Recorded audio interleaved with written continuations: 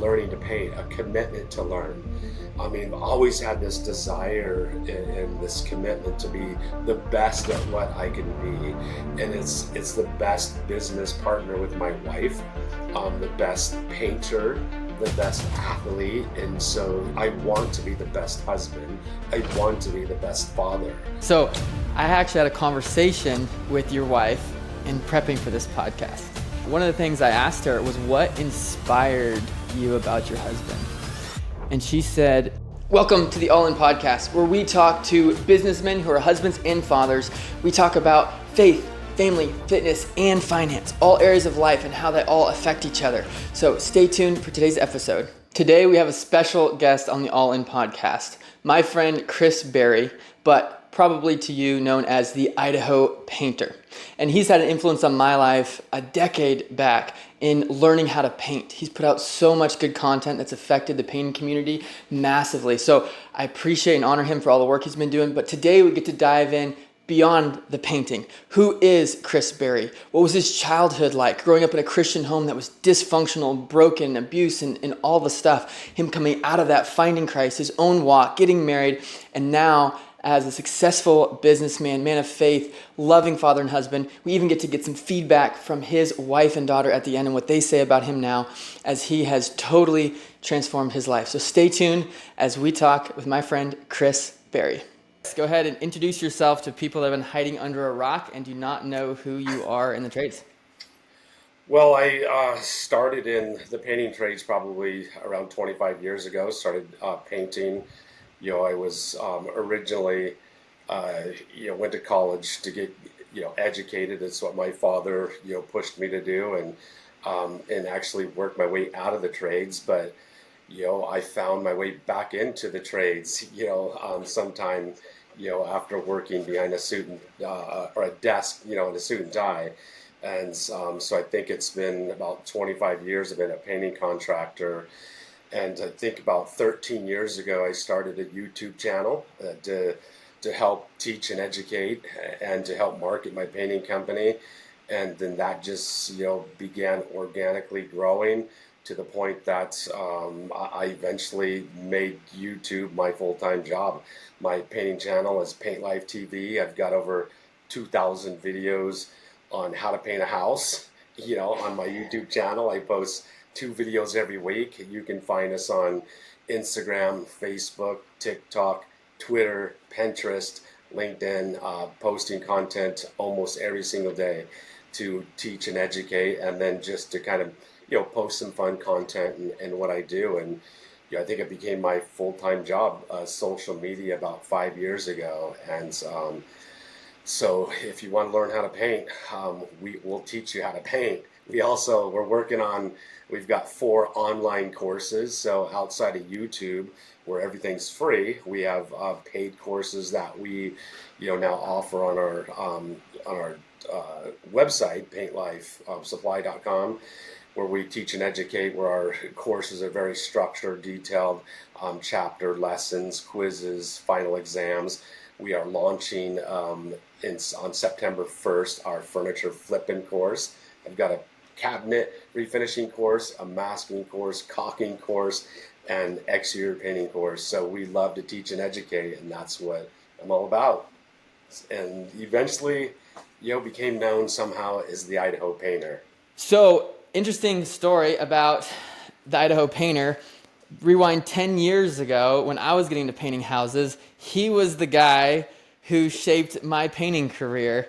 And so I'd watched tons of his videos, and so I'm the Titan 440 guy, thanks to Chris Berry, and all of it. Just I kind of followed his journey from over a decade ago when we started getting into painting, and it has helped transform and guide my painting career. And actually, fun fact, just 5 minutes ago when I was down in the office down below me with one of our guys, and I told him, hey, I'm getting on with the Idaho painter, and he's like, what? I watched 50 of his videos, and that's who I learned how to paint from. So you've had a massive influence on the painting community at large, and even in our small company, and just shaping us. So a big thank you for all the work you've put in. I know it's hard to see the results when you're behind the camera all the time doing the boring work, but then when you get to see the faces and hear the impact, you've really made a massive ripple in the industry and changed how people paint today, including myself. So thank you, Chris. Appreciate all that you've done. You're very welcome. I mean, that's why we do what we do, and it's always good to hear that what we're doing does make a difference. Because obviously social media, there could be a lot of negativity.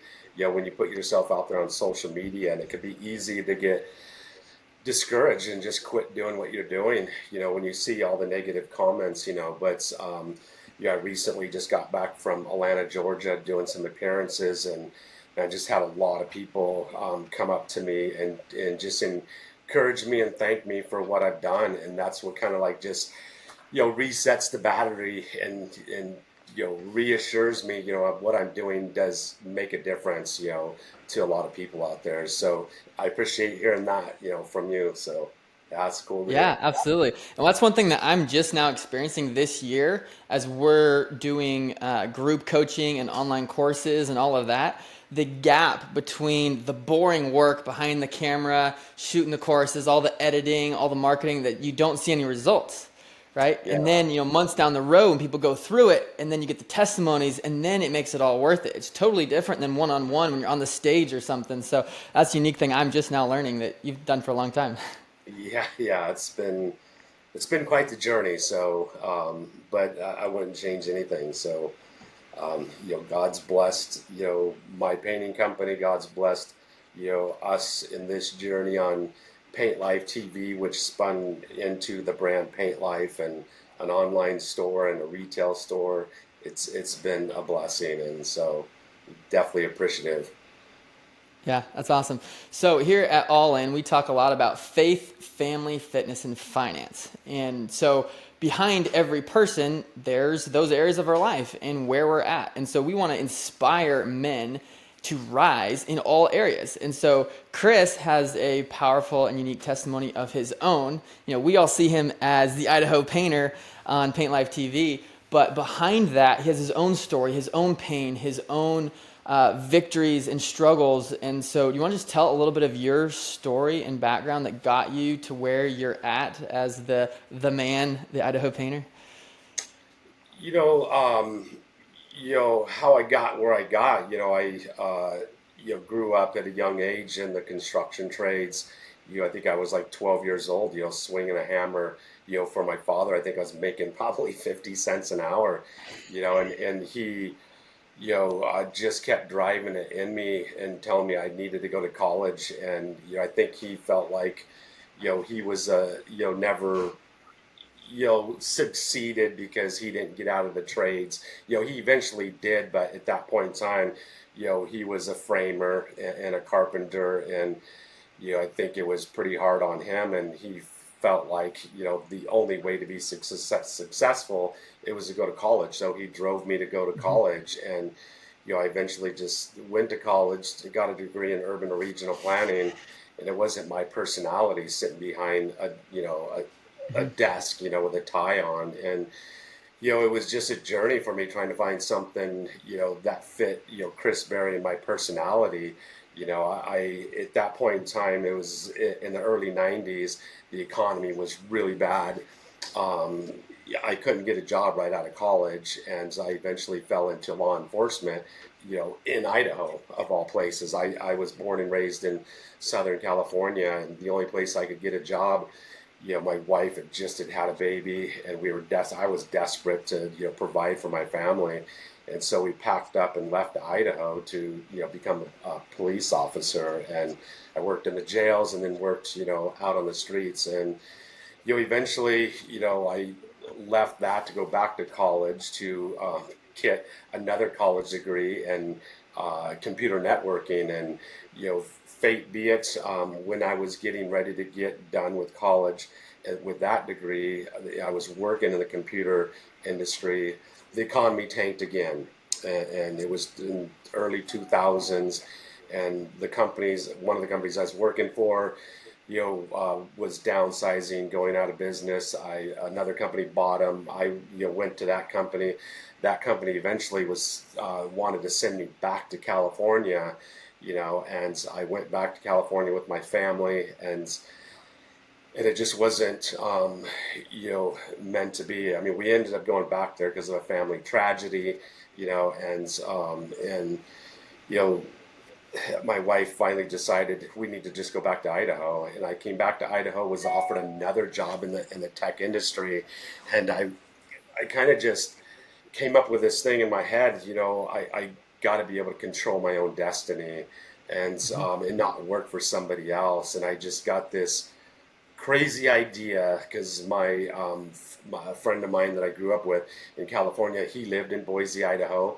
He worked for a painter just as an apprentice, masking and just doing, odds and ends stuff. And I looked up to him as a worker, as a friend, as a person, and I'm like, begged him, Darren, we got to start a painting company together. We got to start it. And he was like, that's just crazy. And he's just like, there's no way. And I spent 3 months, while I was at the job where I had a 3 month severance, package, and they turned off my phones, said there's nothing really for you to do. After 3 months, you'll be on your way. And so for the 3 months, was trying to convince Darren to start a painting company with me. I think after 2 months, he finally consented, and that's how B&K Painting was born. It was Barry and Kinley, Darren Kinley, and I had a month, at the company I was working at to work on building our painting company, building a website, and all that goes along with it, marketing it, and away we went. Two guys that had no idea how to paint, started a painting company together, and here I am. Well, and So if you don't mind, go ahead. go ahead.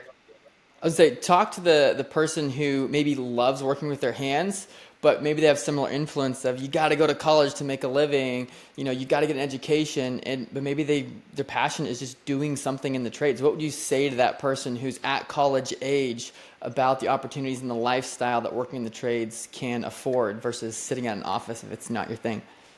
I think that's the tragedy, that's in the past, in say my dad's generation is what we really damaged the trades by, ingraining in our kids' heads that the only way to be successful is to, go to college and not Hmm. end up in the trades. Because if you ended up in the trades, the only reason you ended up in there it was because you couldn't go to college, you couldn't afford to go to college, you weren't smart enough to go to college.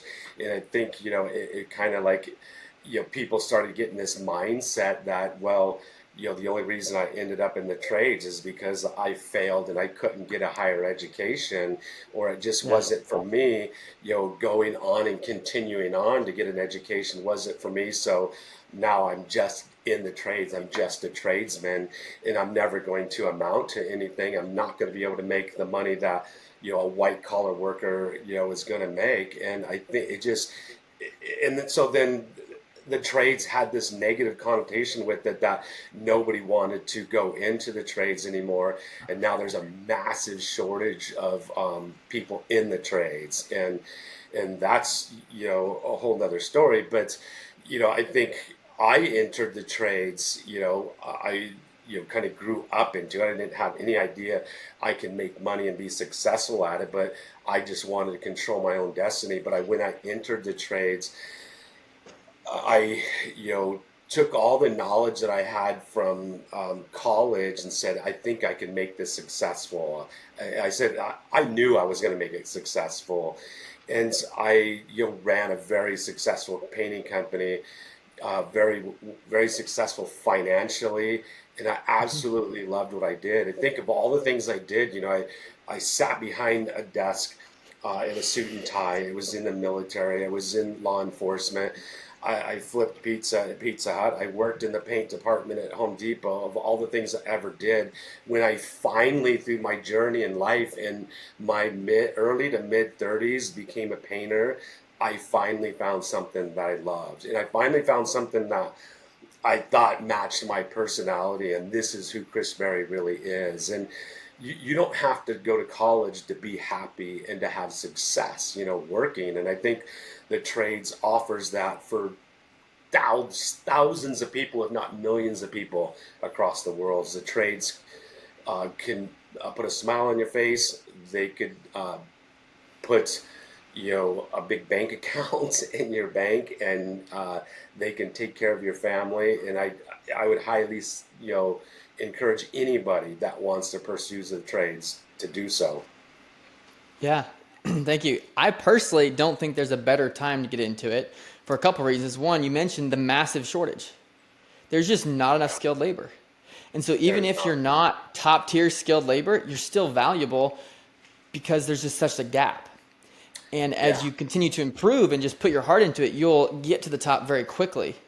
And two, I feel like social media has so changed the face of construction now, or is in the process of changing it.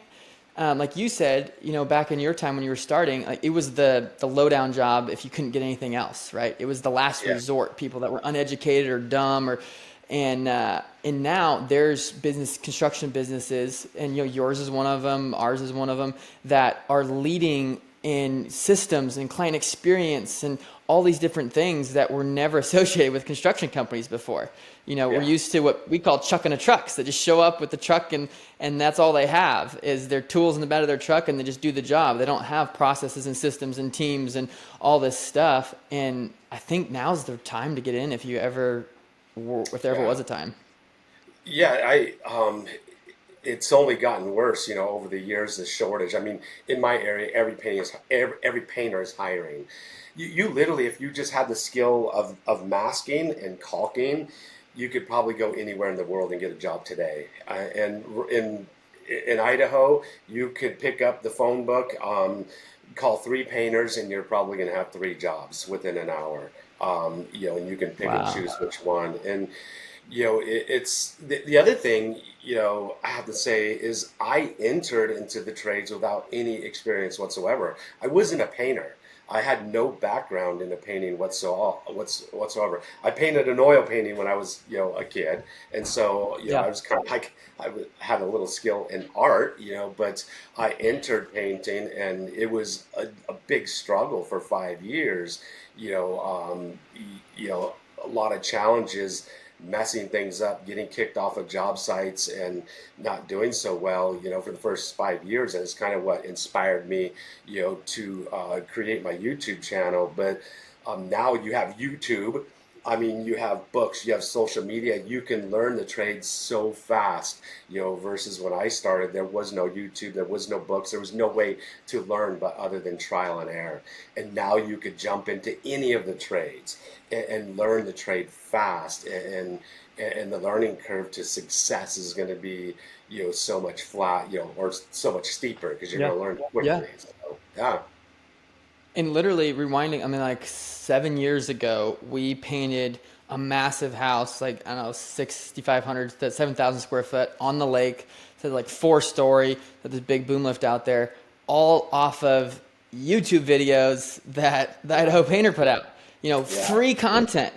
We learned how to price, how to apply, and I had a team of pretty green painters at the time, and we executed at a high level on this house, from prep to product to process to pricing, all of it through a free YouTube videos that the Idaho Painter put out. And Yeah. there's that really in every industry. There's an Idaho Painter, maybe not as good as you, but the same idea. There's content that we can consume and get really educated just off of a screen. It's crazy.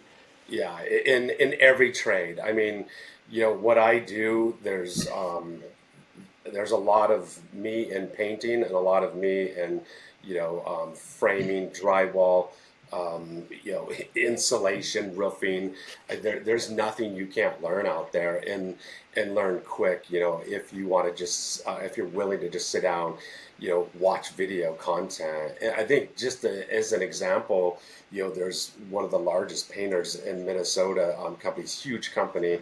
He was telling me, a guy came in, interviewed with him, to work for him. And he said, "What experience do you have?" And he goes, "Well, I don't have any experience, but I was watching the Idaho Painters videos, and I've watched a lot of them." And he said, "You're hired." So just based on that, so just the knowledge that you watch some videos, so you're willing to learn the trade, you have some interest in the trade, you know where to learn, you can jump on YouTube, is a valuable asset in a person to begin with. So I mean, that was just one testimony. You don't have to have experience. All you got to do is just jump on YouTube and you may just get hired. Yeah, a big thing we look for is a desire to learn, right? When we hire somebody, Yeah. is like, are they content with where they're at or do they want to continue to grow? And that's something we could all have, regardless of where we're at in our skill set. If you're wanting to elevate yourself, and most people I think that watch this are business owners, but if you are an employee and you want to grow and expand, like change your mindset first. Your skill Mhm. set will follow if your mindset is Yeah. towards growth. If you just want to just make a buck, it's not going to work. Money follows value. So you have to learn how Right. to provide more value by increasing your skill set, your production. And so learning is a phenomenal way to do that. Yeah, I think that's it goes back to, me in the beginning of my career. I had this just deep desire and knowledge to learn this trade and get better. I mean, the first trim package I ever sprayed, I absolutely destroyed it. I sprayed it with a 517 tip, and I destroyed it. And I'm like, I was like just in tears, and I'm like, what went wrong and how can I make it better? And I tried to learn from mistakes, and I did it again and messed it up again. I think I redid the trim on the house 3 times, but I was never going to give up, and I was going to figure out what I did wrong and learn. I think that's kind of what helped me, succeed was I was a self-taught painter, and I didn't, learn from anybody. And so I had to see what I did wrong, troubleshoot my way through that, and then figure out how to do it better. And that's what made me a better painter. But it was that desire to not accept, anything but perfection that, made me who I am Yeah. today in painting. So let's talk about that a little bit because I know we both have stories of childhood stuff, and that helped shape me, negative and positively, into who I am today. And one of the things for me is when I grew up, I was the only perfectionist in my family. And so when I started woodworking, I would just get distraught when I made a mistake, and I would just break down and cry. And I remember the first cutting board I made, I poured my heart and soul into this cutting board and edge glued up maple. We went up, we bought this maple, and for me as like a 9 or 10 year old, it was really expensive wood. So I put all my money into this maple board and took it over to a cabinet shop. All I had was hand tools at the time. Took it over to a friend's cabinet shop, paid him to run it through his wide belt sander, and I routed it, and then I was routing in the groove for the drain, and my router jerked on the template and just put a jog in it. And I was just going to throw it out. I was not going to let anybody see that, even though I poured my heart and soul into this thing because it was not right. It wasn't perfect. And thankfully, my family talked me off the ledge. But at that time, I thought there was something wrong with me that I cared so much. My family gave me a hard time about it. They made fun of me for being a perfectionist. And it wasn't until later down the road when it became a career making cabinets, and that's our main industry is custom cabinetry, and seeing how God made us all different with different skill sets and abilities, and it's all good. And when we find where we fit, it's no longer a frustration, it's actually a benefit. And then also the other piece for me that really shaped me was we grew up in poverty, like, and from American standards, like absolute poverty. My dad made almost no money. He worked in the trades, but just part-time. And so we were always struggling financially. And so I grew up with so much scarcity in my mindset and that mentality that it comes with. And so for me as a man being in business and then starting to grow outside of that and to see that, oh, you actually can make money. Money's not bad. Like all of those things I had to wrestle with and break free from my identity of perfectionist being bad to scarcity and finding that money's not bad. Money's a good thing. And to learn how to make it by providing value and all of that. So I know we both have a story, but what helped shape you as a child into wanting excellence and being willing to do whatever it took to provide? Like, what are the key moments for you?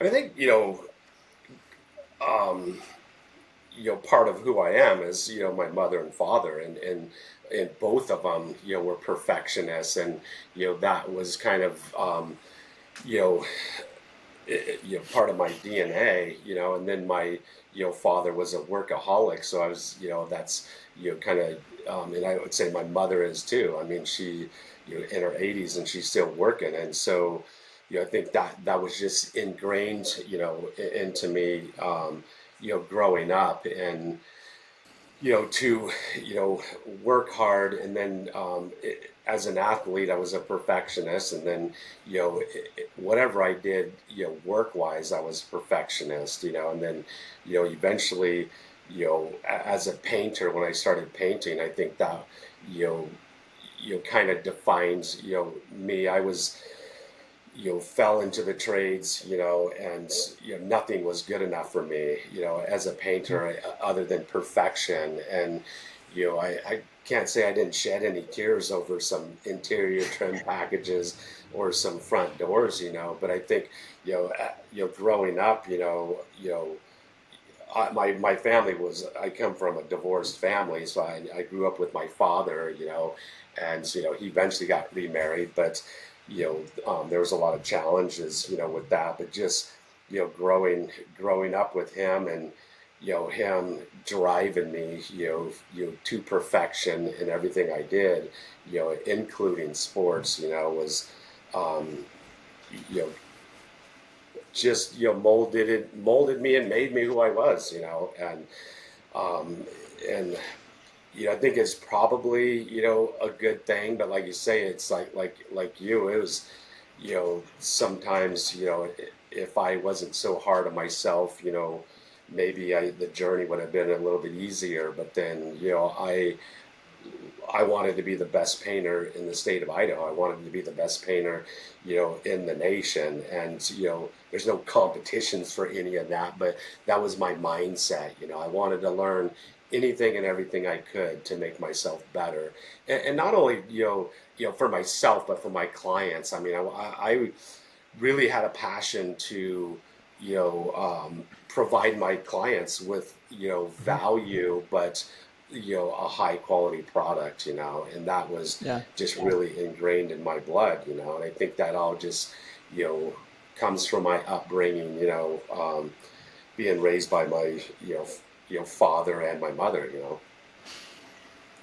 Yeah. So, do you mind going into the faith domain of your life? We're not Yeah, shy about our faith here at All In, and yeah, in the middle of our logo is over here is a cross, right? right. And that I have a testimony of coming to the Lord and Him setting me free.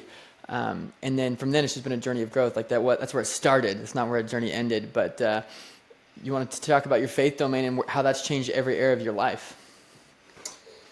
Yeah, I was raised in a family. My father went to seminary to, be a pastor, and I was raised in a Baptist church. My mother was a professional organist in the church. On both sides, because once again they were divorced. So on both sides of it, my mother and father, went to church. My father kind of shoved it down my throat, forcing us to, you know, um, get up at 5 o'clock in the morning and have Bible study, with him in the morning. And then before we went to bed, kneel down by the bed and say our prayers. It was, part of my life, but my father, um, yeah, I don't want to go down the path because you're supposed to honor your father and mother. And so, um, but there was a lot of challenges, with how I was raised. And, you know, um, I eventually didn't want to have anything to do with him anymore, and how, because of how I was treated and raised. And, um, as soon as I walked out of the house, man, I went down the path of doing everything he didn't want me to do. And the first thing I did was grow my hair out, and got earrings, and of course I got tattoos. And part of that, was a form of rebellion, against, him and how he wanted me to live my life, and but I think just, inherently, I don't think it was anything that he did or my mother did. I think, or said to me. I know it wasn't, but um, I think I was exposed to the Christian faith, to the Baptist faith and the Methodist faith by my parents. But I think just inherently inside my heart, I just kind of had this pull Mhm. towards, Jesus Christ and who He is. And um, who God is and stuff. And so just, I'm not the type of person that I don't read books at all, but I've read, some of the Bible, I've read some of the Book of Mormon, and I just gravitated towards that natural inherent belief in us that Jesus Christ is the Son of God and that's the only way to heaven. And that just became a big part of my life. I'm not the type of guy that stands on the street corner and preaches, but I'm the type of guy that believes in Jesus Christ, believes the Bible 100%. I know a lot of what the Bible says in my life journey. Quietly has been to try to live my life the way God wants me to live my life. And I Yeah. try to do it by example, by how I raise my kids, how I treat my wife. I want to be known as a father, as a husband, as a family man, but also a Christian. That's really important to me. And my through my journey, on YouTube, if you watch enough of my videos, you can see Bible verses Yeah. that you may think you just saw something flash by a screen subliminally. There's Bible verses, meaningful verses to me that I put in my videos and the description of my videos and some of my social media content because it is one of the most important things in my life. And ultimately, we're all going to die someday. And my faith is that when I die, I'm going to go to heaven and see, my family and friends, again someday. And when I started my painting company, I vowed that, my painting company was going to be run with that in mind also. And I felt like if I did what was right in the eyes of God and Jesus and lived my life like, attempted to live my life like he Mhm. lived his life on this earth, that, God would bless me and God would bless my business. And I truly had faith in that 100%. And that doesn't mean that my success was just because of that, but I believe that was a big part of it, was making the right decisions. It doesn't mean I made the right decisions every single time in my career, my painting career, but um, I that was what was in my heart, was to do what was right, in the eyes of God, in the eyes of my Mhm. customer. So Yeah. Do you mind going into, you talked about growing up in a home where you were exposed to the Christian faith, but there was things that your parents did or said or maybe that made you want to pull away. I think that's a really common story. I know a lot of people where their children left the faith because of how their parents pushed it on them or their parents lived in hypocrisy. They put on what we call the Christian jacket, show up to church, everything is good. Then at home, they're totally different people. To talk to that young person, or maybe maybe they're, at this point they're full-grown adults, but they're still carrying that baggage of childhood and the hypocrisy they saw, so they don't want to have anything to do with church or with Jesus because of that, and your journey to freedom and to Christ from that pain and that trauma that you experienced. yeah. It's a you know if I just looked at how I was raised and my experience, with God and the Bible and faith, if I just looked at it through the lens of what I saw through my father's life and how he raised me, how he treated his brothers and sisters, how he treated his father and mother, I would um, I would never have any part of the Christian faith in my life. I mean, I would want to have nothing to do with it because I would be thinking, he went to seminary, he to be a pastor. He knows the Bible, more than almost anybody that I could ever even think of. I mean, I think he has the whole Bible, memorized, um, literally memorized by heart. I mean, Wow. um, but unfortunately, his life, one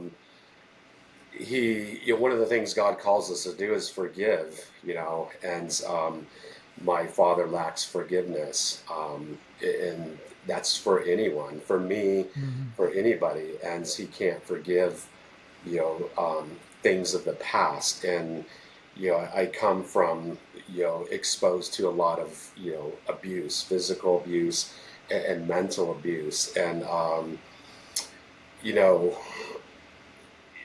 all those things would drive you away from faith. But I know, like, Yeah. I'm an imperfect person, man. There's like, Hmm. I got so many flaws, and my mother and father have so many flaws too.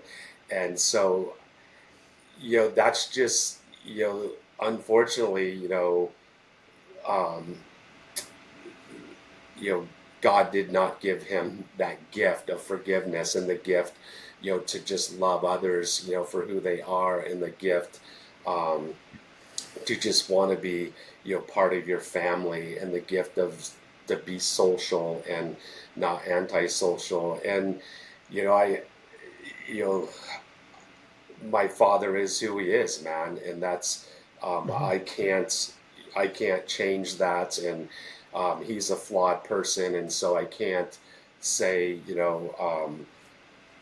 because he's so messed up, that I can't, that Christian faith is not for me. It's every Christian, we all sin, we all have our own issues and stuff. And I think that's one of the great things about the Christian faith is we're taught to love, we're taught to forgive. And you know when you do those simple things, man, your life is so much more satisfying. And I think that's, just my father's life would be so much more satisfying if he could do some Yeah. of those simple things. And so I think it's just, to me, it was a choice. It was a choice to forgive him for who he is, understand who he is, and in an attempt to understand the Christian faith, and what the Christian faith truly means. And that you know that the Christian faith isn't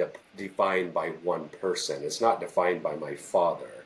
And so there's so much more to the Christian faith that, Mm. you know, could just completely change your life. And my whole life was, for a long time, was attempting to um, satisfy my dad, and to get him to pat me on the back, to get him to say, Wow. I'm proud of you, to get him to say, I love you. And some people are just not capable of that, and we have to understand that. We have to forgive them for that. And we have to understand that God hasn't made everybody perfect, and my dad's not perfect, I'm not perfect. And when you understand that, you can understand the Christian faith. And there's so many things about the Christian faith that will just bring joy to your life. That's just I I'm not a genius. I'm not, this super smart person, but I think that it's just, I think there's this weird tug in your heart. I mean, God, Yeah. he made you. He Yeah. made this sense inside you to gravitate towards who he is, who Jesus Christ is, and to believe in him. And it's the natural thing is to gravitate towards that and that belief. The unnatural thing is to try to fight it and move away from it. And I think I just was, luckily God gave me that tug in my heart, and I just kind of like believed it, and just said, it's pulling me, I believe this, I'm going to have faith in this, I'm going to have this blind faith that this is true. And it's worked for me. It doesn't work for everybody, but it's worked for Hmm. me. you know Yeah. That's awesome. One of the things you talk about childhood and relating your dad and his relationship and able to disconnect that's not a representation of what Christianity is, right?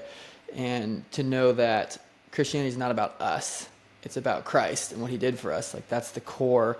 And so regardless of who we are, what we've done, or what our parents are and what they've done, does not make a difference on who Christ is. And so when we right. can grab onto that and the truth of that and not our own experience, not our own story, our own trauma, our own pain, we can find freedom in the truth of who Christ is. And the first time I ever remember my dad giving me a hug, and my dad was a good dad. I would say he was a far above average dad. I've got my own trauma and pain and come from a broken family and all of that, but I would still say he was an excellent dad. The only time I remember being, or the first time I remember being hugged was at my wedding. Yeah, that's not easy. Yeah. Yeah. No, I know exactly how that feels. And I'm 58 and it doesn't feel good. So, Yeah. yeah, I haven't talked to my dad probably in, I don't know, 20, 30 years. So it's been a long time. And Wow.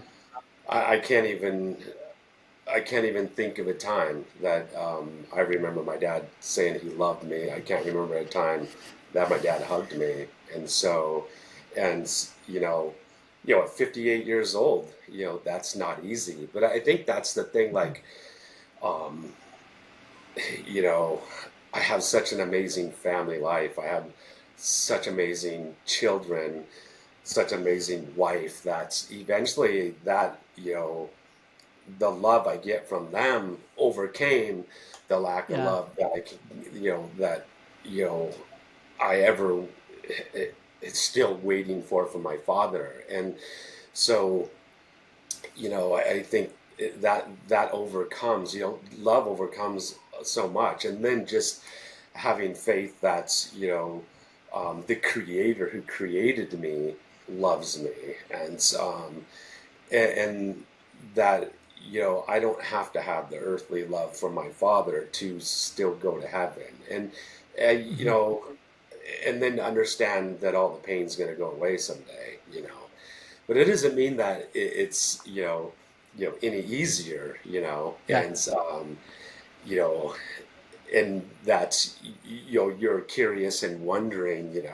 I almost this Father's Day took a journey to Colorado to knock on my father's door to see Wow. what he would have to say. I mean, circumstances didn't allow it, but there's always that curiosity in your mind. What does this man truly think? And Yeah. who's behind who he really is? And my brother made that journey a couple years ago, and it turned out really bad. So, Yeah. but but once again, um, I've been married for 35 years. Um, and that's you know quite an accomplishment coming from two families, a broken family that aunts and uncles have all been divorced, and so come from a history of that, and to finally break the curse of that, and then to just have three kids that actually you love me and care for me. It means a lot to me, and it overcomes a lot. And I'm thankful. I'm blessed. I've been blessed, family wise, faith wise, and career wise. I mean, God has absolutely blessed my life, and I think some of that is, it's not because of the great person that I've been over the years, because I've done a lot of bad things, and I wasn't the greatest father. I wasn't the greatest husband, but that's been a journey too. And Yeah. I think it's what's in your heart. And I think God's blessed me, and I'm thankful for it. So thankful That's for awesome. where I'm at today. So That's beautiful. And I've had a chance to talk with some of your family too, and it was really cool to get to hear what they had to share about your journey. But when you grew up in the household you grew up in, did you, what kind of Christian culture did you grow up in? So like for me, we grew up in the conservative Christian culture. We were homeschooled. We didn't really go to church. We did like Bible studies and stuff. And in that culture, some of the takeaways, some of the subconscious things that are taught are things like money is bad. Rich people are just self-centered. And so it was a story that people told themselves to be okay with being broke and struggling with money. Is that it turns all your faith to God, and love of money is the root of all evil. So like that was a thing. Fitness, that was like never talked on. If you're jacked or something, you're just totally egotistical and full of yourself. And so it came away growing up from that culture with some of these lies that I had to wrestle with and find truth and freedom in.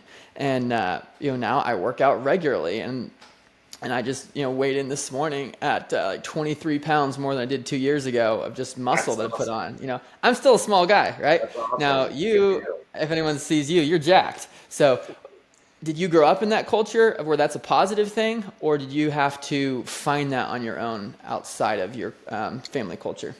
I mean, my dad, was a fitness fanatic himself. I mean, he was a multi, star athlete, baseball and football, and his journey was leading him to, professional sports, in football and baseball, and circumstances, took him away from that, and I think he had, you know, a lot of regret and that he and just a lot of disappointment that he wasn't able to pursue that, and I think his whole mindset was to make me and my brother professional athletes, and Hmm.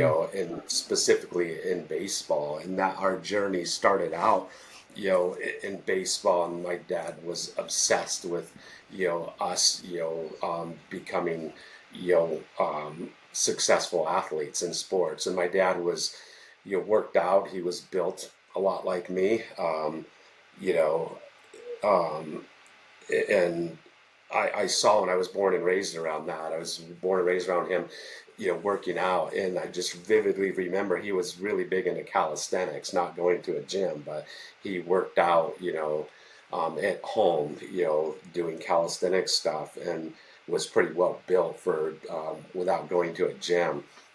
So that was, it was a big part of my life, and you know, and eventually my father gravitated towards education and the obsession with educating himself and not being part of our lives anymore, and so I was kind of left alone, in high school to pursue sports, on myself. And I think, sports began, he introduced me to it, introduced me to the obsession and the inherent, perfectionist that I had. And, it led me down the path of, being an athlete for most of my life. And a lot of it was to, get myself out of the house and keep myself away from the pain and and not being around a home that, wasn't loving and caring. If I can stay away from the home,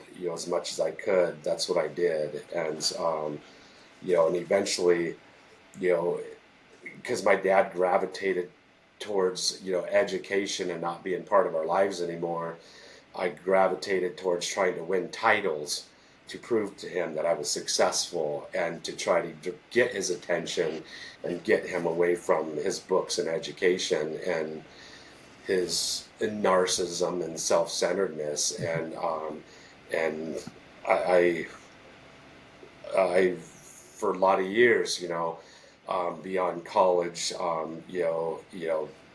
was obsessed with winning titles, from wrestling to bodybuilding to powerlifting to racing bikes. And there was an incident that I finally found out that my dad couldn't give a you know rat's ass what I won and Hmm. what I was doing with my life, in sports. And so I kind of just gravitated towards my family, and uh, you know, doing things with them, and kind of working my way away from that. So So when were you able to break free of attaching your identity to what your father thought of you and chasing that approval into finding it in other areas of life? 'Cause that's a really hard thing as a man, searching for your father's approval and not getting it. When were you able to find freedom there?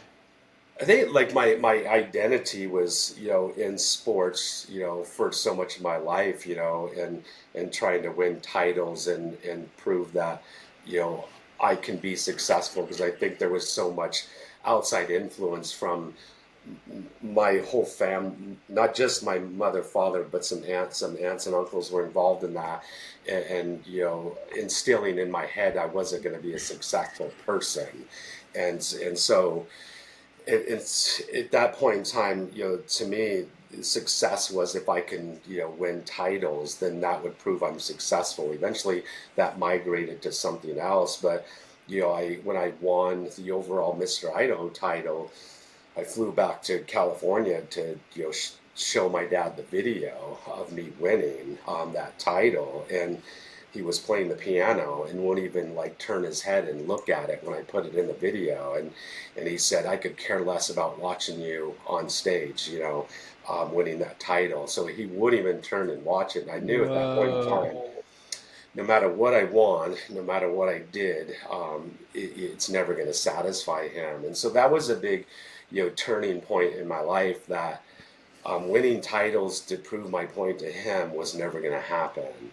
And then, winning titles to prove that I was successful to family and friends was a big thing, too. And eventually, you know, I was I was obsessed with sports, and the bulk of my life was spent, training and competing. And when my first daughter, left to go to college, she was driving out of the parking lot, and my wife was taking her to college in another state. It hit me um, that I spent too much of my life competing and not paying attention to my kids and their sports. And what was more important was not me competing and being involved in my sports, but was actually going and watching them and being involved in their sports. And so her driving off, and then right after that, I was racing in Washington, just won one of the biggest crits I'd won,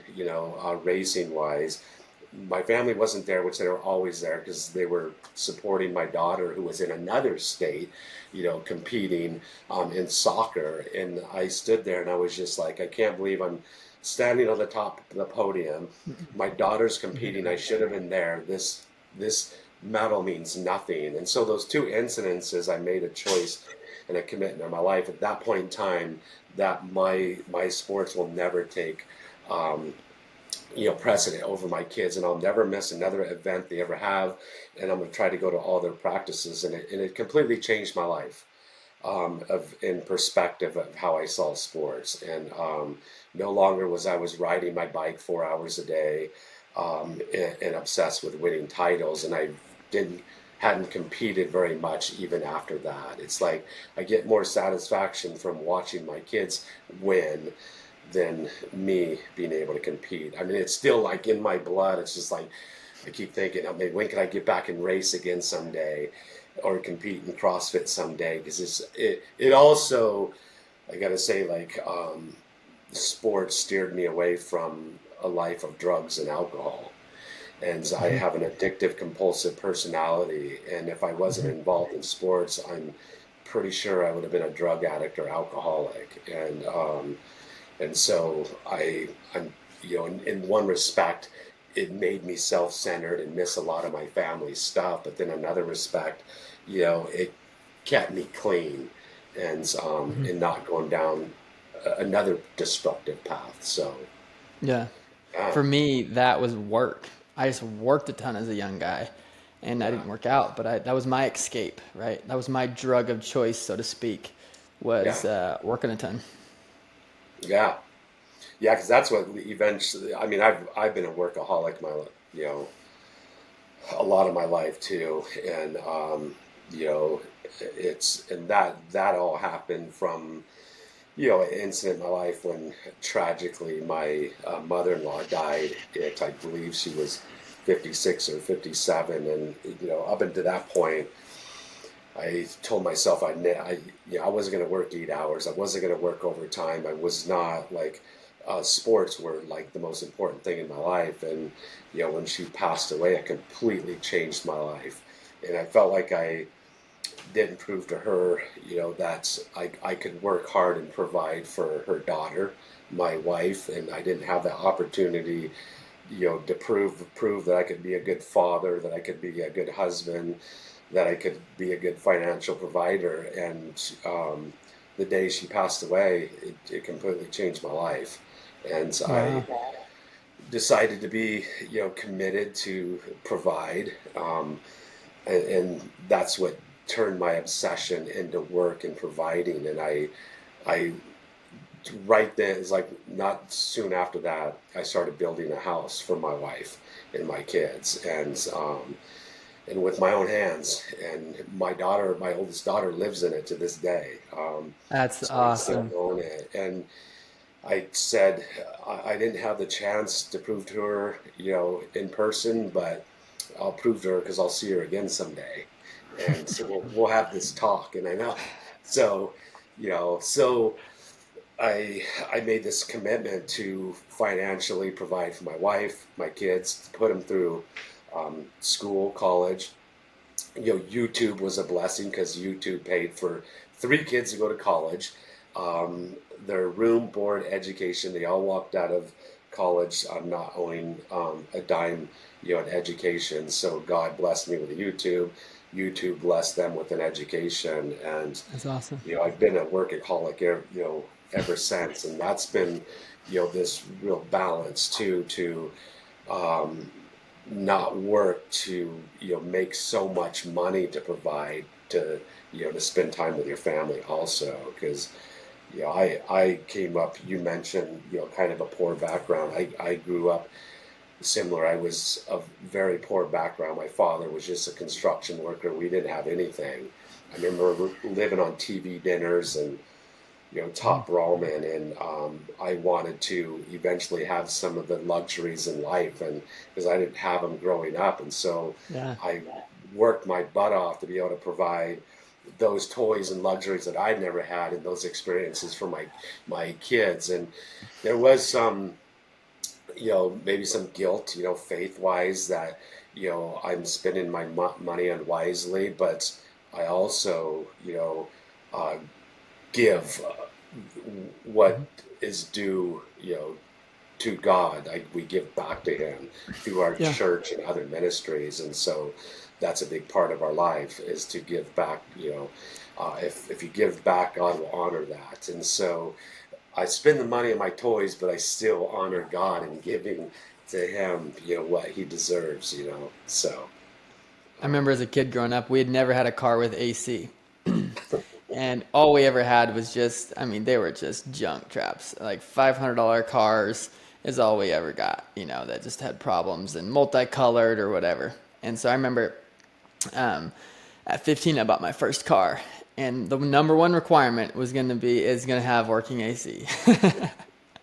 that's And awesome. so I was the first one in the family, even though I was the youngest boy, to have a vehicle that had air conditioning. And it was also, the nicest car we'd ever bought. But I didn't like the way I grew up. Like I didn't want that to be the rest of my life. Some of my older siblings, they were fine with it, and they kind of continue on with that lifestyle today. But I knew I was called to something different, and I wasn't comfortable with poverty and with just barely having enough. The way I grew up is you have food on the table, shelter over your head, be content. You've got all you need. But the piece that we can't see about that, when you touched on it, generosity, right? Like growing up, Yeah, we were the family that people had to help. We were the ones that people had to give the car to or pay for to go to the dentist or whatever it was that we needed. And to be in a spot where now we had a really cool moment. We were able to stroke a check for somebody that when I was a kid, they gave us a car. yeah, And now they're old and they were in hard times and their car had blown the motor. And to be in the spot, we're able to just stroke a check for a new car for them was just so cool to see that come full circle, and that I'm not stuck with the childhood that I had, right? We can yeah, find freedom and make a new legacy like you talked about, and how you're showing up for your kids now compared to how your dad showed up for you in sports and all yeah. that. Like that's so powerful, man. Yeah, that was like you say. I think it's funny. Like there's so many similarities between you and I think like when we were married, and I had this mentality that I just wasn't going to work. That bodybuilding was everything in my life. I mean, I would say we lived in poverty. My wife would say we had everything we needed, and God was taking care of us. We have to, Yeah.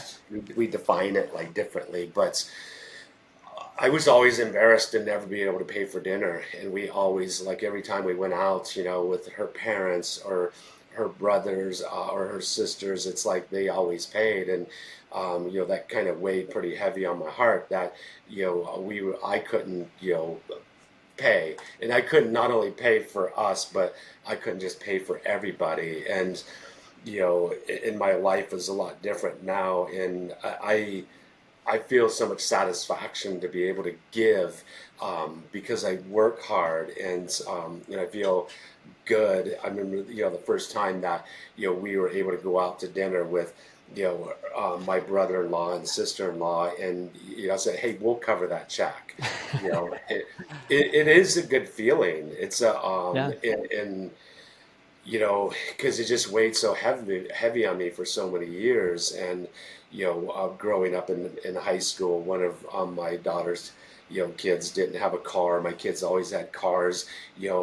Once they got to that age, because we were financially pretty successful, and we were able to provide a car for one of their friends. And she actually drove it up until not that long ago, and she just got a brand new car. She's a nurse Wow. now and doing so well. And it feels good. It feels good to be able to provide to your church, and provide to people that just need help. And so I Yeah. think it's part of what, like, I'm super driven inside to make my wife and my kids' lives comfortable. And but then others, I mean, you know, we're always looking to try to help people out. And I think, like, God blesses everybody in different ways. God didn't bless Mhm. me and give me the gift to be able to stand on the street corner, and preach the gospel, but God, Mhm. gave me the gift to be able to work hard and sponsor 5 kids so they can go to the Christian camp and not have to pay. Yeah. Or he's sponsored me where I can give money to our church, who takes care of an orphanage in India. And so I'm a workaholic, so I can offer labor. I can't get up and preach, even though I can talk about painting, in front of an audience, in front of a video audience. Live is a whole different thing. I think that was a big struggle of mine.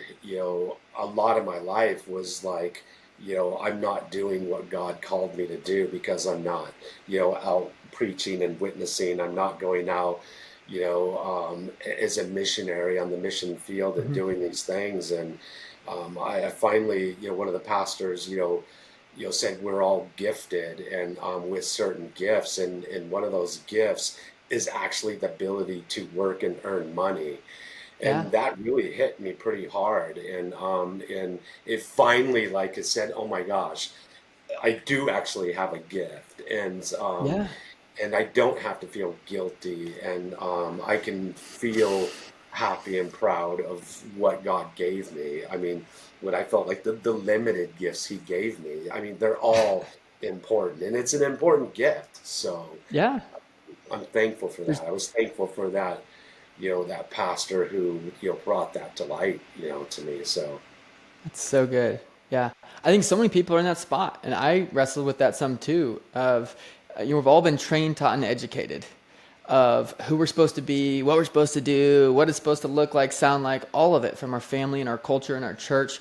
And so we take all of that. It shapes who we are. And we have to find truth and freedom for ourselves. Like we can't ride on our parents' shirt tails. We can't ride on our church's faith. Like we have to find that for ourselves. And for me, getting clarity on my calling and my purpose, and that it is in business, and right, that's the way I impact people is through business and through coaching through business, right? Like the influence I right, have is because I run a successful business. Without that, I would not have the influence I have in the business world.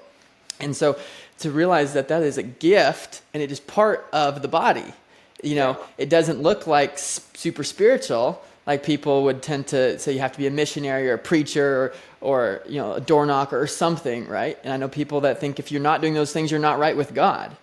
And right, that's their story. That's not truth. And but people will put those things on you, and if you're not clear on who you are and your purpose and calling, like you end up taking those identity things, and then you carry shame because you're carrying their shame upon you. yeah, And when you're free and clear on who you're called to be, you can walk in that, and other people can have their stories, and they just bounce because they're not yeah, your story. You know your story, and it's a beautiful thing. And it sounds like right, you found that too. yeah, yeah. It was. definitely a big, weight off my heart, a burden off my chest, and like, figure that out and find that out, and it doesn't mean like, I mean, you know, um, that like someday hopefully like I can learn and stuff and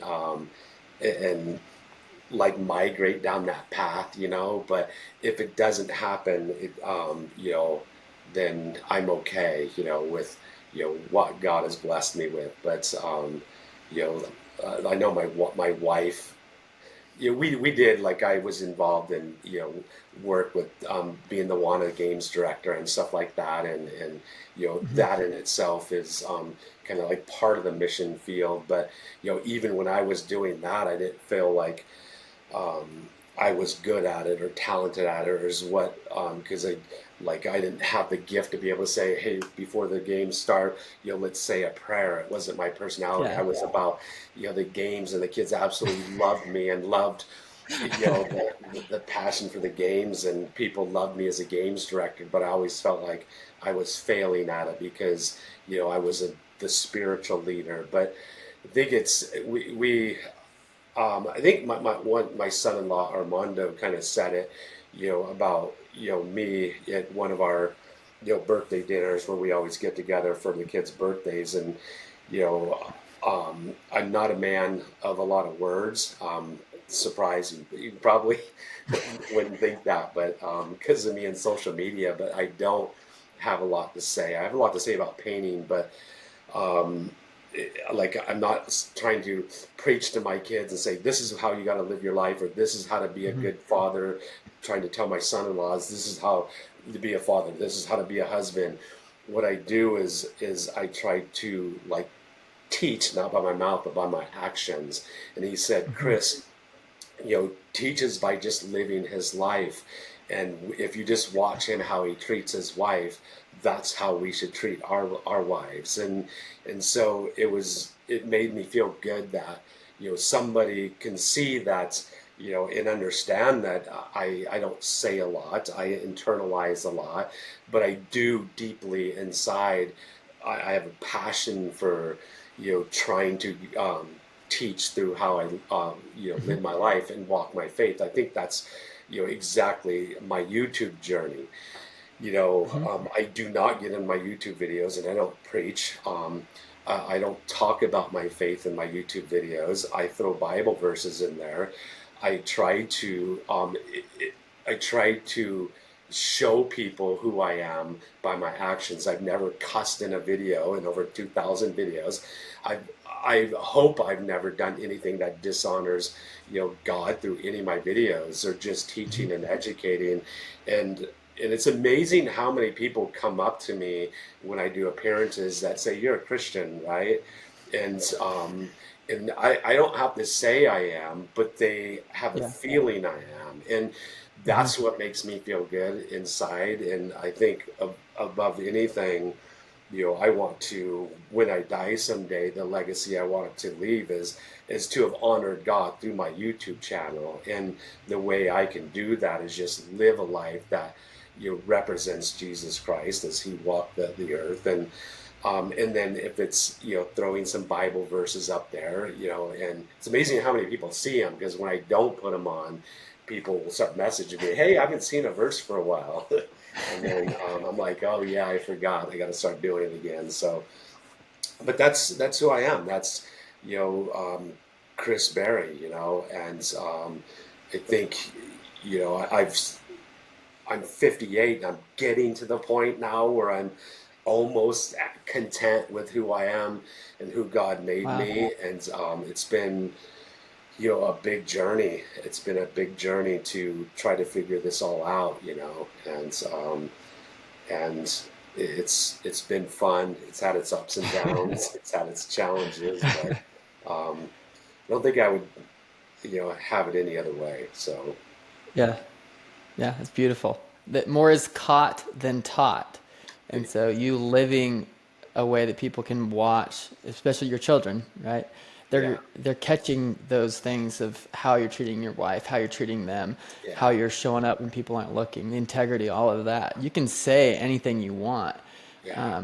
And but we both came from broken homes, right? Like Yeah. for whatever reason, our parents didn't know how to love each other the way they were supposed to.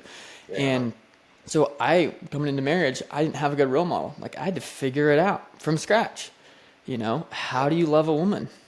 And that's a journey in and of itself because it doesn't come naturally. None of us are born good husbands. I promise you. If you think you are, then you need to Yeah.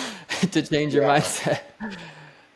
Yeah. Because I think, like, I like to say it, that one of the hardest jobs you'll ever have in your life is being married, and being a husband, and it's a hard job, and there's a lot to learn, and you're always learning, but it's a rewarding job, and Yeah. and I like to just say job, and it's like one of the hardest things, that you'll do in your life, and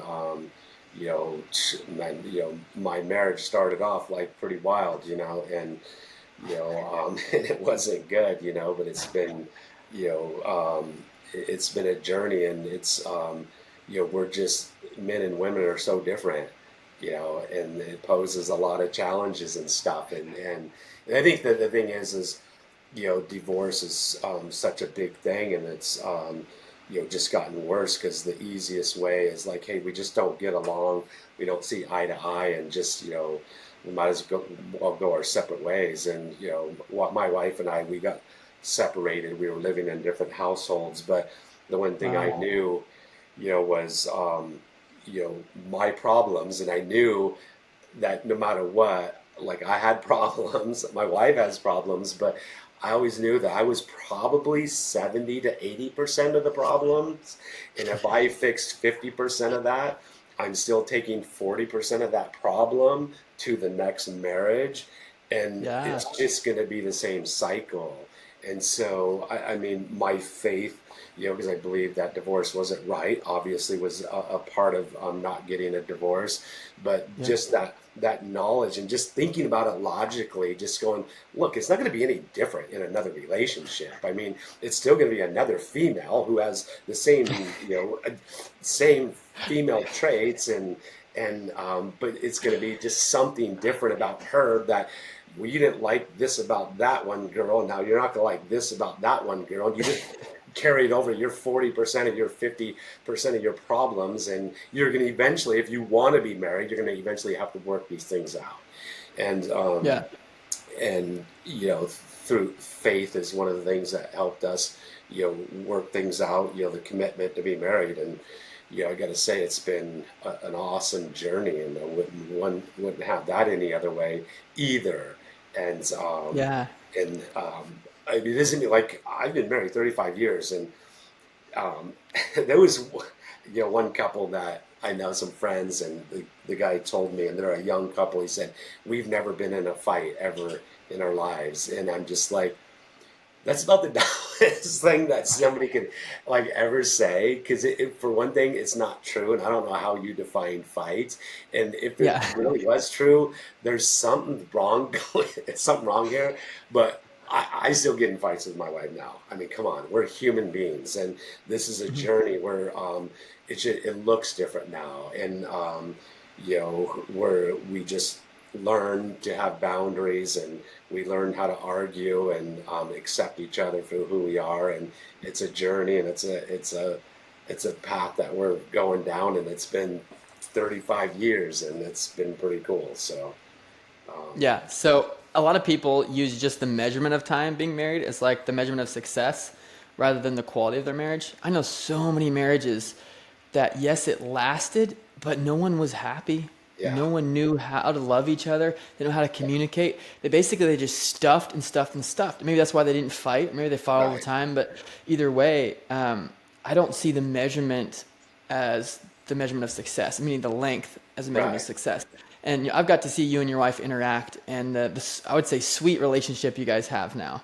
yeah, Um, and I would say that's a measurement of success, right? You want to be with each other. You want to go do these experiences together. yeah, And that's a beautiful thing. And that doesn't happen for anybody that I've ever heard of it without having those conflicts. yeah, And if you just avoid the conflicts, avoid the differences, I'm not Now, there's ways you can communicate that are fruitful, and the way to have those hard conversations and confrontations that are fruitful.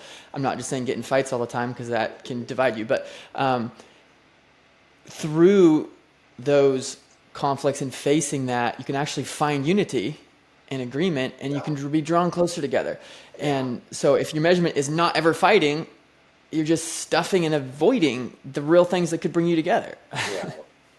And like you said, I mean, yeah, the time isn't the measurement for success. I think I love my wife more now than I've ever loved her. And I think that's the measurement for success. I love her now more. I want to be around her more, and I accept, you know, more of her flaws, now than I ever have. And so, Hmm. that's just grown over time. And I believe if you asked my wife, she would say the exact same thing. And I think that's who wants to be in a marriage for 35 years if you're not happy?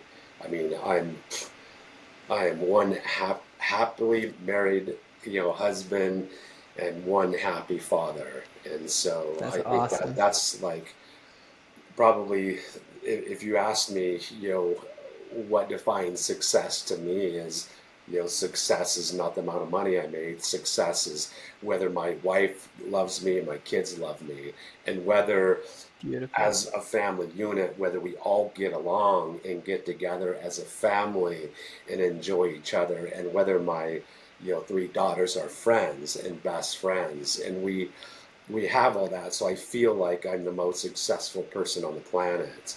And um and so that's been a gift from God, because I'll say, and a gift from my wife, because my wife is an amazing mother. So and my father skills are not the reason why our family is the way they are. So I attribute it to my wife. So we're blessed, and I'm thankful for it. So yeah. So again, we talk about faith, family, fitness, and finance, and how every domain affects every other domain. And if you don't mind talking about how your family domain, you just talked about your relationships being positive and really wanting to be there for your family and show up. How has that affected your business life? I know for me, like if I not good with my wife, like the way I show up in business is totally different. Whereas if I know my wife adores me and is madly in love with me, I can show up in business with confidence, clarity. Like I'm not burdened down. I'm not like inner struggling with that. You want to share about your journey? Because I know we all have times of success and failure in that, and how Yeah. that has affected your business and your support of your family. One like my wife has always been a big part of the business, so she always worked for B&K Painting. She was the communicator to all of our customers. Um, so she's always been, kind of like a 50% partner, in business with me, and Hmm. a big part of the success of my painting company. I mean, I don't think my painting company would have ever been as successful if it was without my wife. My wife was the customer service manager, just that made everybody happy. And now she's my business manager, marketing manager. My wife travels everywhere I go. I mean, so every event I go to, my wife is there, and she's there supporting me um, through the ups and downs. And I've had some pretty bad downs, of having panic attacks and speaking and stuff. And she's always my number one supporter. But with that said, when you work with your wife, man, you can have some really high highs, and you can have some really lows, and fighting and battling with each other in business. And there's been some times when working together has been really difficult. And what happens is, when you have those lows, and you got to leave the office or leave the house and go to work, you have to somehow, like, separate that and now go in front of your guys, without those lows.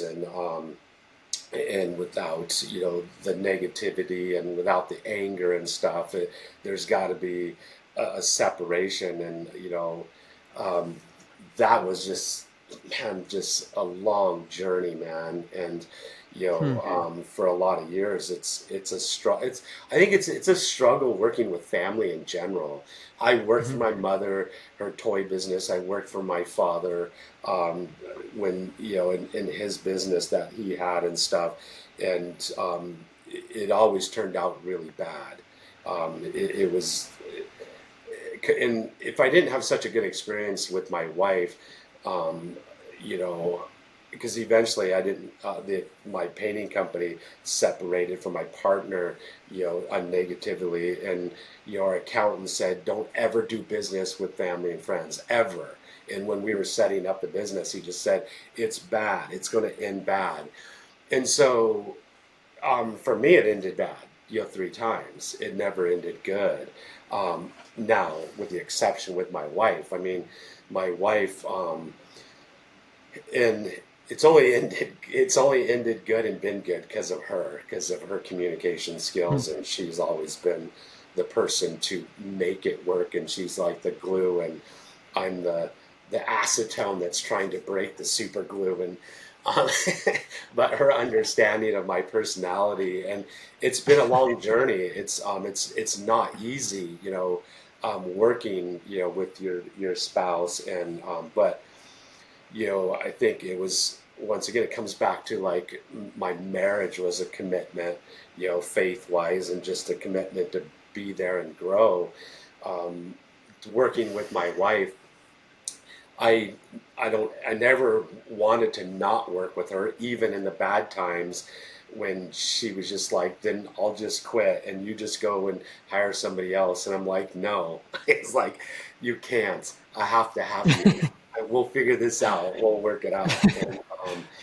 And so I know that, like, it's like everything with me, it's sports, a learning to paint, a commitment to learn.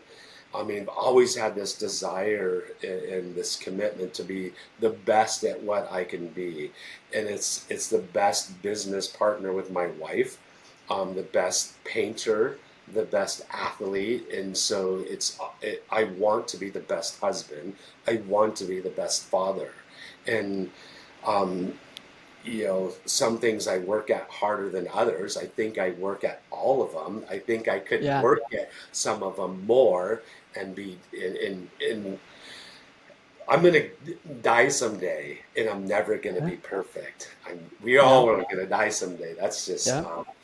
and so hopefully, you have faith that when you die, that's, it's not the end, and it's gonna be something good for you. So, um, but once again, um, I would encourage people that like working with my wife, and it's been a blessing. It's been, a lot of growth.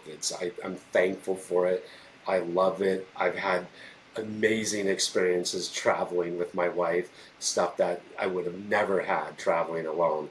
And my wife, just when we were just in Atlanta, she said how thankful she was to be able to travel with me and to experience life with me and experience business with me. And I wouldn't be doing like any of this stuff if it wasn't for her. So thankful and blessed.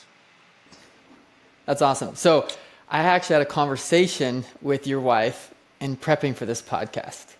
So just beware. We're going to get Yeah. into some of the stuff you said. One of the things I asked her was, what inspired you about your husband? And she said, not quitting in business. And so you want to touch on that? Like, what was the moment that she might be referring to when business was really hard or you failed and you just didn't quit? You just kept going through the suck, through the pain, through the frustration. I think my wife, she was there, through all of it. And um, it was years. It wasn't one thing. I mean, my wife saw my pain and saw my struggles and saw me fail, you know, um, over the years as a painter. And, you know, she saw me lose friendships, as a friend that was a builder and I was painting for him, and I couldn't, provide what he wanted because I wasn't skilled, didn't have the knowledge. And, we both suffered through that. And, you know, like I say, and like I'm not gonna be shy about it. There was, I mean, times I was in tears, Yeah.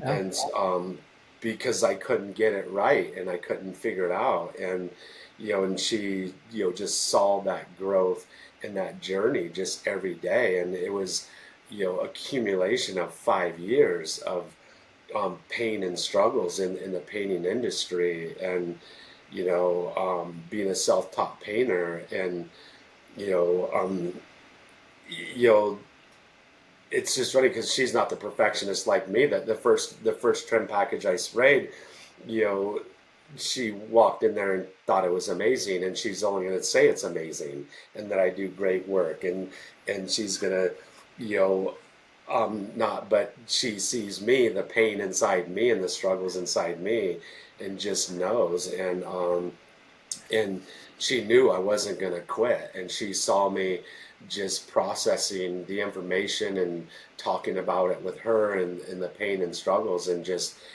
years and years, and just saw the journey from the painting company, starting from just one house to what it eventually became, and eventually the customers calling in, like saying, oh my gosh, you guys did an amazing job. I'm so thankful, for what you've done. So it definitely just wasn't like just one incident. I mean, you know, she's got the behind the scenes, man, for 25 years, and 20, and really, 38 years, because we were, together for 3 years, got married, so she's seen, the ups and downs of my entire life, and to never Mhm. quit in anything. I mean, she's seen me, in bike races when I was all alone, back in the back, and the race was up there, and she's driving behind me in the car, and I could have just grabbed my bike and got in the car and said, "Let's go home." And I never quit, and I've never quit at anything. I mean, Wow. that's been the journey that she's seen, man, and that she knows Chris Berry, my husband, will never quit at anything. I mean, he may lose, he may fail, which he's done a lot, but he won't quit. And so, um, yeah, I think, I mean, it's good that that she said that and she feels that, so it makes me feel good. So They say you only really lose if you quit. Like if you don't quit, you will eventually win. yeah, yeah, because I had this saying that when you lose, it only shows you how far you are from winning, and that was kind of like my thing in bike racing. When I would lose a race, I would sit back and evaluate why I lost, and Mhm. now I know what I need to do to win. And so all my failures in painting, I sat back and evaluated what caused this failure, and it's what made me so successful in painting in my customers' eyes. And and I have to like make sure people understand that it's like I'm not the best painter on the planet. I'm a painter that's provided um, a lot of satisfied customers, worked a lot of Mhm. satisfied customers that love the work that I've done, and it was a journey that I would have to learn how what I did wrong to make that correction, so I don't do it again, so I can get it right. And it was like all these failures to eventually I got it right. So now I know all the things that you would do that would cause the failure, which in painting in general, when I would hire a guy, I would tell him, this is how you do it and do it right. And then he doesn't experience all the failures, so he never knows how to like to work his way out of, like, if he does failures, like how do you process that, and how do you resolve that, and how do you not do it again. I learned all that in my journey over literally even to this day, in painting, and that's been my life's journey, not in just painting. It's been in sports. It's been in my marriage. It's been in everything. I mean, you have no idea how far you are to winning and success until you failed a lot. Hmm. And I failed a lot in a lot of things in my life, a lot of things. I probably failed more than I've won, so by a great margin. So, but like my wife said, I'll never quit. Um, That's awesome. yeah, so, That's powerful. That really is. Because a lot of people, their testimony is that they quit at everything, and their wife just does not have that respect for them and admiration because right, they quit. yeah, Like Dave Ramsey says, 20 years you become an overnight success, right? Like people don't necessarily see all the grind, all the failures, all the times where a client didn't pay you, or you screwed up the trim package, or whatever it may right, be. How do you make payroll and all the struggles that come with being a business owner, and they're just like, oh, all of a sudden you're a success.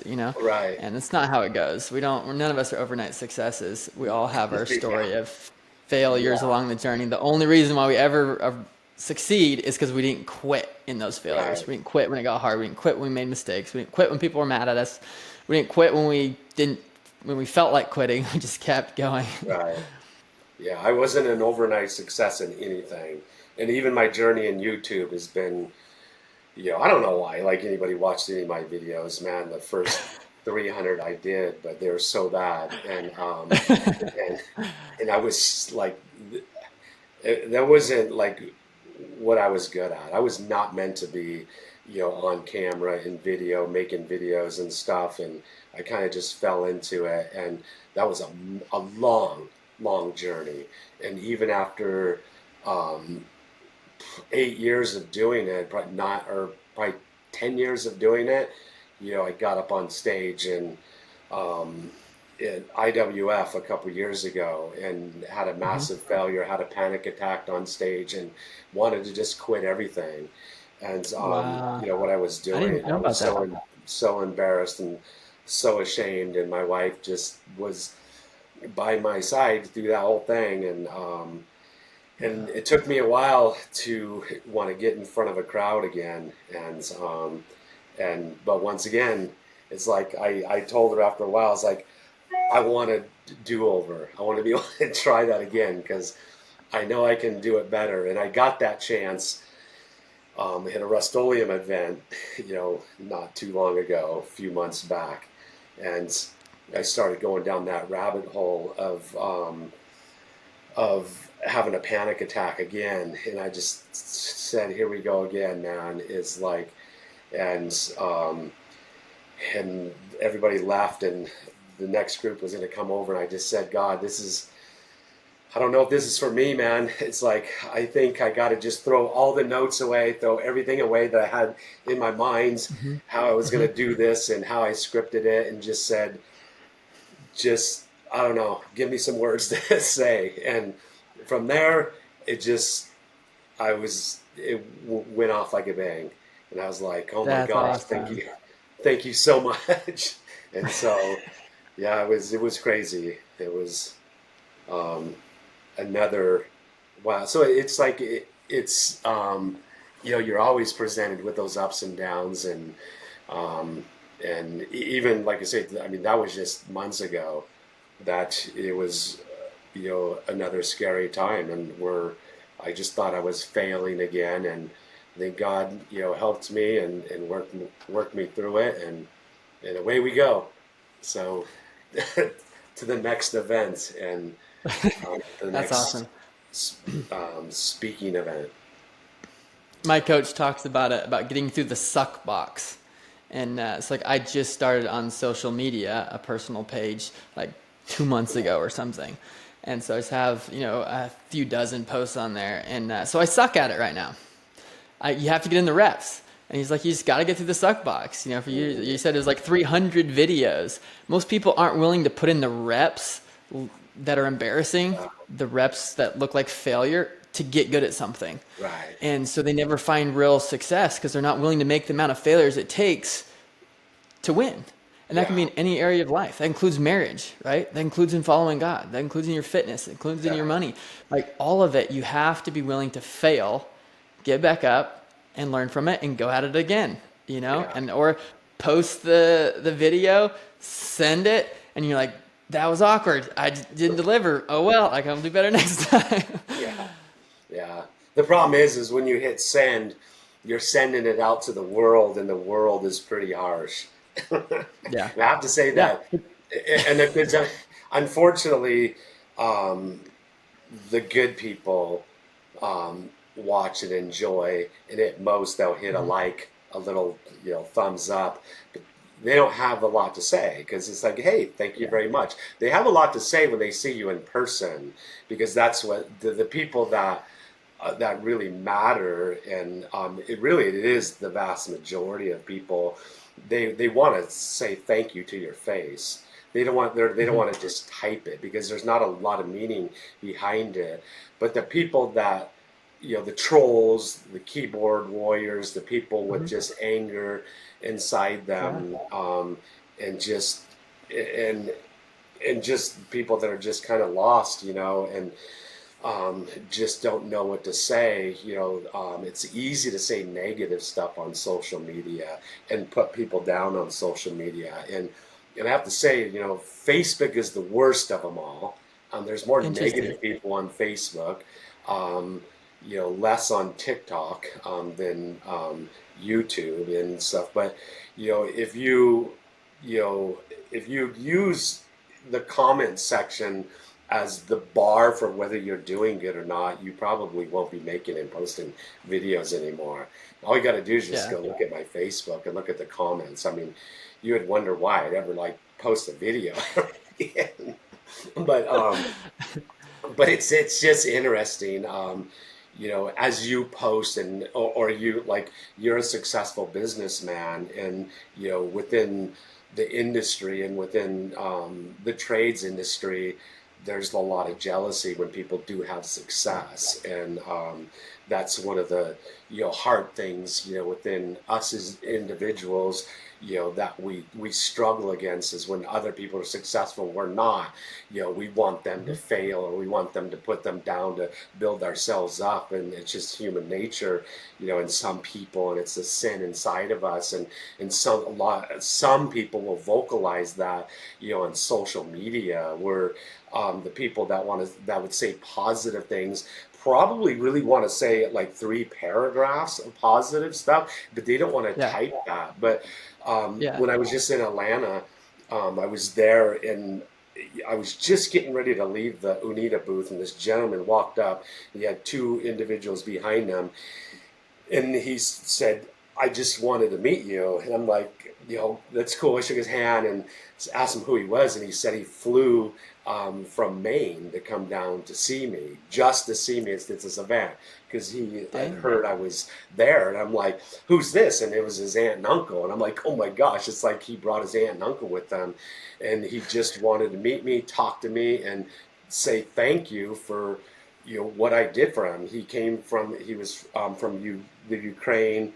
I think he was doing something like, I mean, I don't know, just some job that was not very meaningful, just to get by and pay, his bills and stuff. And he said he started watching my videos and watched hundreds of my videos. Started a painting company just a few years ago, and now his painting company Mhm. is going gangbusters. And he just wanted to say thank you, for what I did for him, because it was all based on my videos. And I mean, it That's meant a awesome. lot to me, man. I'm like, holy cow, this guy bought a plane ticket. He wasn't coming there to that show. He paid to get in the show. Didn't even know whether he was going to see me or not. He just 5 minutes later, I was going to be gone in another booth, and I wouldn't have Wow. been at that booth. And I mean, that just meant a lot to me. It meant a lot to um, understanding the value of what we do.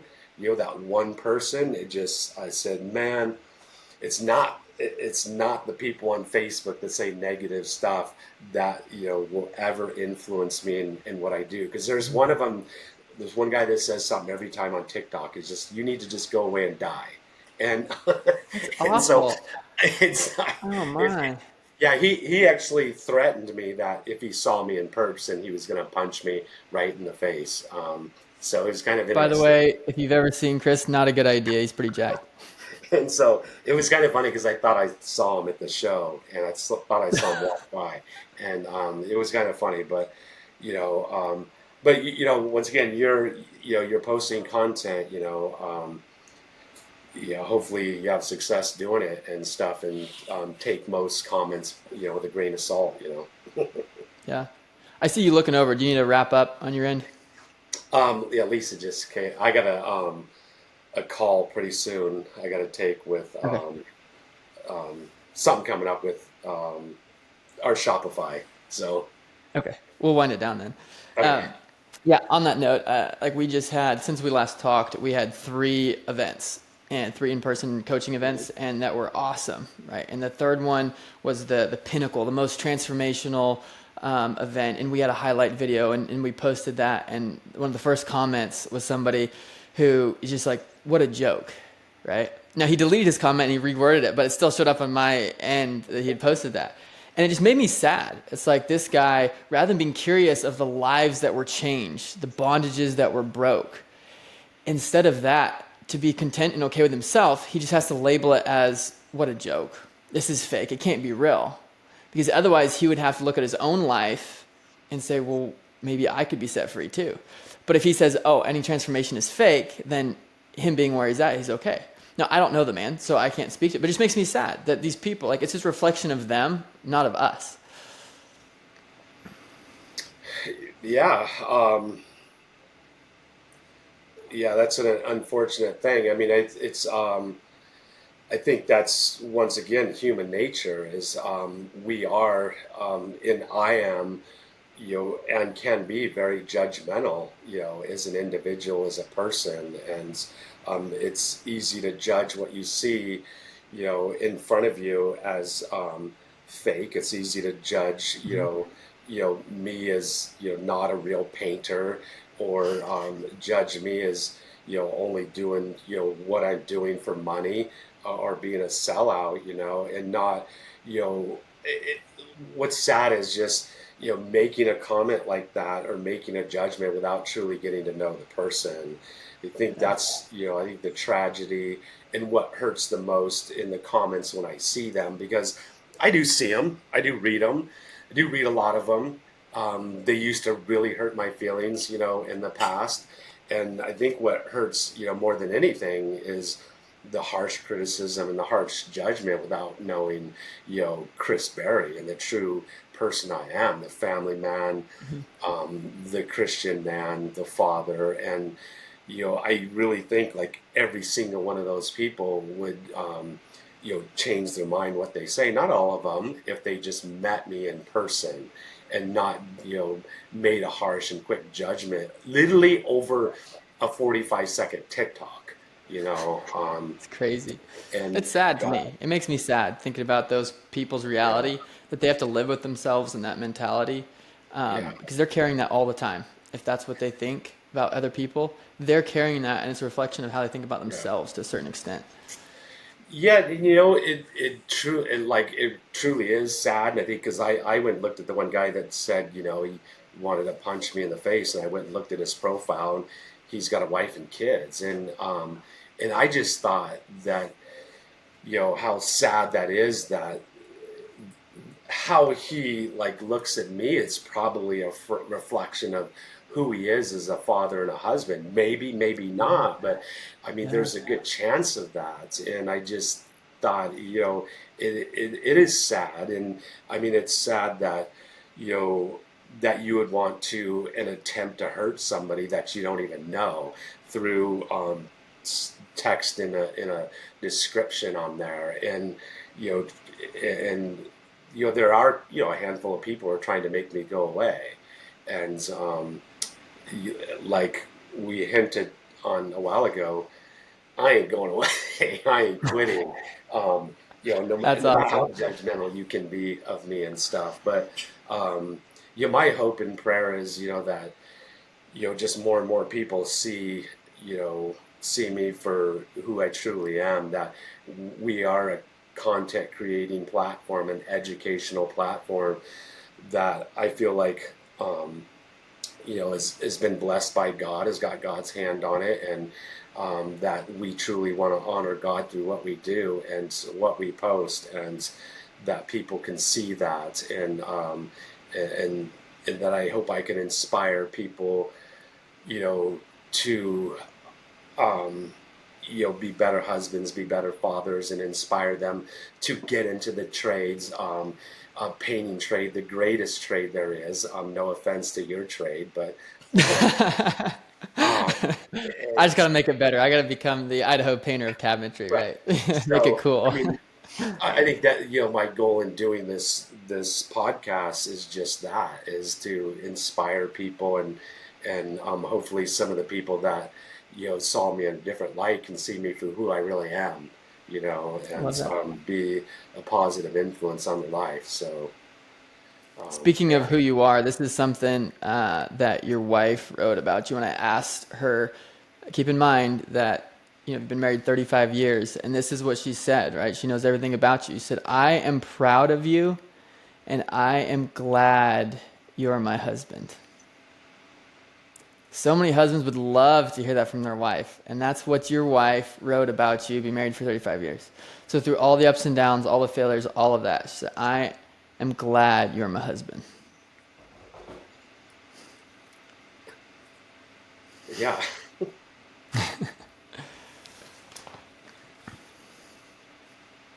I think that gets back to like you know defining success to me.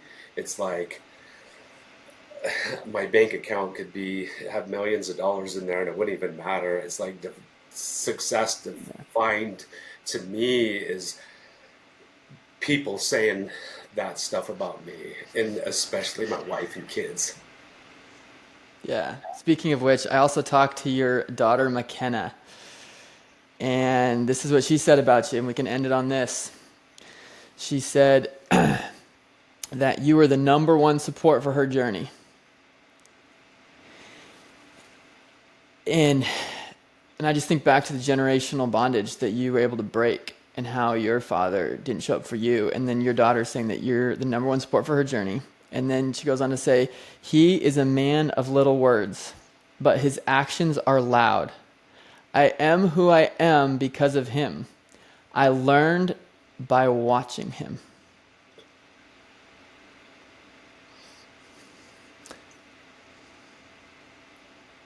How many fathers would love to hear that from their kid? Yeah, I guess it's a good way to end it. I wish I could say that about my father. I love my father, but I can't say that about him. He didn't show up that way in my life. I'm grateful for him, but I can't say that. And Yeah, your daughter said a lot more than that, but just like that's Chris Berry.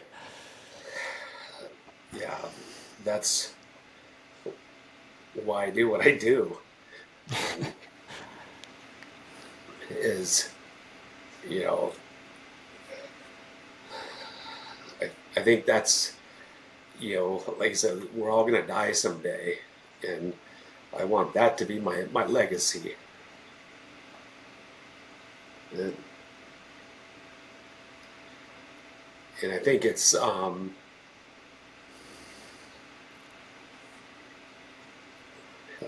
like you said, it's breaking the curse, because that wasn't handed down, by my father, and and that was one of my goals, is to, make that change, and to know that I've had a little success at it is good to know, and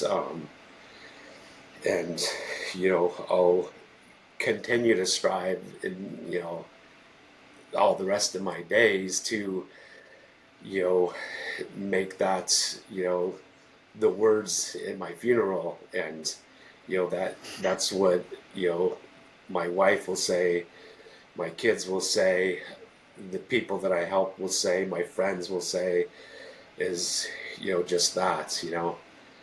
I never will be a man of many words, but I will strive to let my actions speak louder than my words. So yeah, Yeah. You may not be a man of many words, but you are a man of great impact. Just know that. I think that's hopefully that will be my journey and legacy, you know, someday. So, Maybe it already is, brother. thank Well, I you. know you got to go. We'll go ahead and wrap it up here. Chris, thank you so much for coming on. I know your time is valuable, and I appreciate you being willing to share your story and just being open with the audience about the ups and downs. And you're the real Chris Berry. We get to Yeah. see the Idaho painter, but we don't always get to see Chris Berry. And we'll go ahead and put all your links and stuff down below. Whatever you send over to me, we'll post, and we'll post our stuff down below as well. But just thank you, brother. I appreciate you. I honor your journey and the success you've created and the impact you've had. And I'm just getting started in it, so I've got a Cool. lot to learn. Yeah, thank you very much. I mean, our motto is to educate, empower, and equip, painters and people in the trades worldwide. And so, if there's anything I can do to help, if your audience, needs my help, we're here to help. So, thank you Is there very much. anything you want to plug? I know you started offering courses and stuff. Do you want to share briefly? I know you got to go, but do you want to share what it is that you're doing now with courses and coaching and stuff like that? Yeah, we have an online store on paintlifesupply.com, and at that online store, part of our mission is to equip the painters on their journey. So all the tools that I use that I personally believe in are sold in our store, paintlifesupply.com. They're only the tools that I personally think that are worthy enough to be in my vehicle. And so and then we've begun launching our own courses, educational courses that are very structured, detailed courses that go into detail on the subjects and topics that we teach on. For instance, the exterior course, we go into the very beginning, how to market yourself to get exterior jobs, how to bid an exterior job, how to write a good quality bid packet, into the systems and processes, the painting and the exterior, and then tips and tricks, how to invoice. They're very detailed, structured courses. Our masking, we got a masking course, a caulking course. If you've never painted before, you want to get into the trades, if you simply took those two courses, you could probably get yourself here a job in Idaho, probably, at $20 an hour, because you'd be able to say, hey, you can actually, mask and caulk, take those courses. We've got our cabinet, refinishing course, and soon to launch is our furniture flipping course. So we're passionate about, teaching and educating. And those courses are a lot different than having to search, through 2,000 videos to find a topic, on YouTube. I mean, we are a free educational platform, but if you want to, buy our courses, they're relatively inexpensive, and they're self-paced, professional looking courses at paintlifesupply.com. That's where you can find us. I write all kinds of articles, blogs.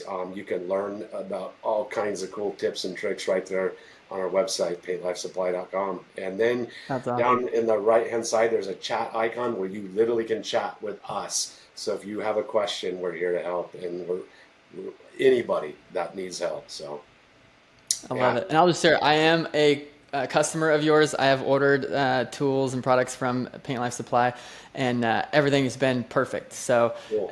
you have the system set up great. And I just had a coaching call this morning, and we'll wrap it up with this. And he's getting ready to start a business, and he was trying to figure out like where do I go? What's most important? I said the biggest mistake I made was not hiring a coach sooner. And that's the best tip I could get, of just like, go buy your course.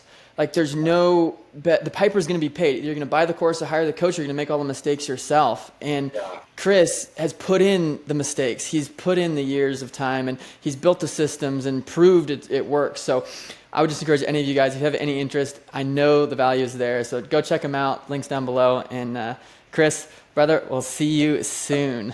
Thank you, Daniel. We'll talk again soon. All right. Bye-bye. Bye. Thank you so much for listening to today's episode of the All In Podcast.